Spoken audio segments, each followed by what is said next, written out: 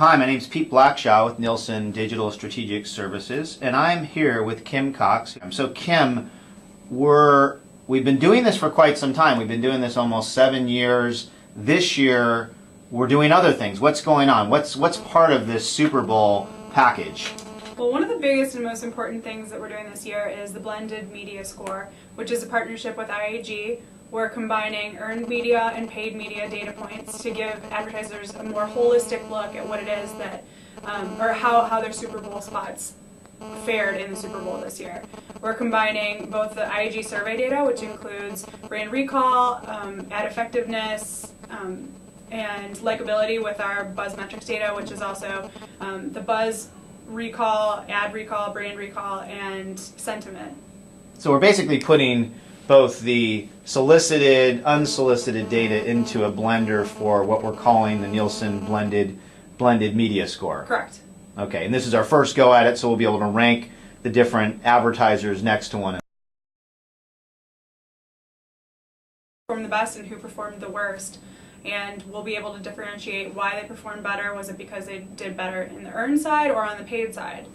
And let's say I don't care about the survey stuff, I only care about the buzz. Will I be able to peel the onion just on the buzz side if I just want to look at it in isolation? Absolutely. We'll still be doing the same Super Bowl reports, or a similar Super Bowl report that we've done for the last 7 years. So you'll be able to look at the buzz rankings, who had the highest buzz, who had the lowest buzz, how your sentiment was compared to the other advertisers, which spots performed the best, as well as where consumers were talking. Were they talking primarily on Twitter? Were they talking on automotive enthusiast communities, mom sites? So you'll get a whole range of different data points from the buzz side too. Now you've been working on this as part of this Nielsen trifecta program, which is Super Bowl, World Cup, and the Olympics. Since you started this, anything interesting kind of emerging related to this year's Super Bowl versus previous years? I think some of the new advertisers are surprises. There's the U.S. Census Bureau is advertising this year, which I think is pretty interesting. We also have Home Away, which is a vacation rental service, advertising. They're new this year. And some of the advertisers that have done well in the past, like Hyundai, are now coming back harder than ever, and now they have 4 or 5 ads this year. Also, other interesting things are that some of the advertisers that we've seen advertise every year since the 80s are now pulling out and putting their money elsewhere. Pepsi's one. They're going a different way this year and really trying to put the money back into the community and different initiatives that they support instead of putting it into Super Bowl ads. So while some really believe that it still pays out, others are putting it to a much higher torture test. Now we also have a continuation of user-generated ads for some of the advertisers. Yeah, Doritos and Career Builder are two of the ones that are really leveraging user-generated ads so far. Both of them are in their final phases where they've selected finalists, and now consumers are going on and voting like crazy for the ads that they think are the best. So you're putting together a whole team, bunch of analytics. What exactly are you providing? You've got something called a pre-game report. You've got post-game. I mean, what's going on? Let's talk about the pre. What possibly could you measure on the front end? So we have a training camp report that comes out 2 weeks prior to the Super Bowl, and in that training report, our clients will get different case studies that help them understand how best to use social media. We also have a pregame report that comes out just a few days before the game.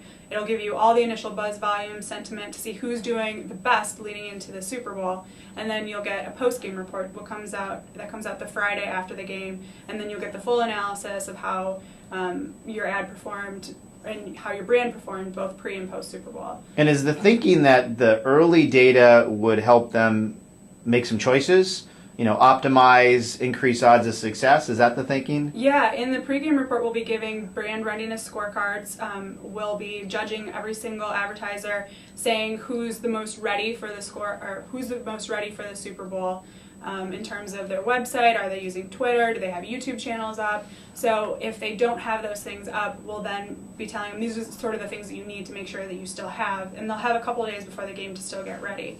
Also, we'll be giving them information about who the top bloggers are, who the top Twitter users are, so if they do want to reach out to these people who are already differentiating differentiating themselves as influencers in the space, then they can still reach out to them and perhaps give the ads to those people before the game. And then there's a post-game report, and you actually are flying out to our New York headquarters and working with a whole bunch of team members, looking at the data from the system. What's going to happen that night and the day following? Are you going to be pretty busy? You're going to need a lot of no-dos? No-dos, yeah. Some of that Rockstar energy drinks. No, I'll probably be living in some Starbucks and creating queries during the game, pausing the game and creating queries. So, yeah, we'll be up all night trying to get you ready for any interviews that you do the next day. But also for our clients, the next day they're going to have, streams of data coming in, first day, second day, and the like. So yeah, we have the first day. We'll schedule a call with all of our clients, probably early afternoon, and we'll give them a recap of what happened during the game,